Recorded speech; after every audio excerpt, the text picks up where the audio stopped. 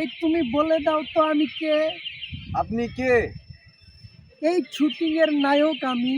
এখন তো শুটিং চলছে, এ তোর গুষ্টি কিলাই, শুটিং এর গুষ্টি কিলাই, তো বুঝতেছেন না। এ তোর বুজার গুষ্টি কিলাই। এই শুটিং এর নায়ক আমি। আপনি বোঝার চেষ্টা করেন, এখন কিন্তু শুটিং চলছে। এ তোর শুটিং এর গুষ্টি কিলাই।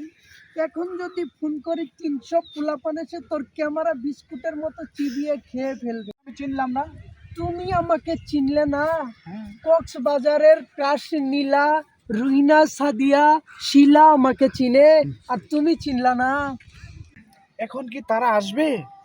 আসবে না কেন? আমি যদি এখন একটা ফোন করি, নীলার ক্রাশ নীলা তার বিজনেস রেখে আমার কাছে চলে আসবে। রাসলীলা যে ধরা খেয়েছিল আপনি কি জানেন?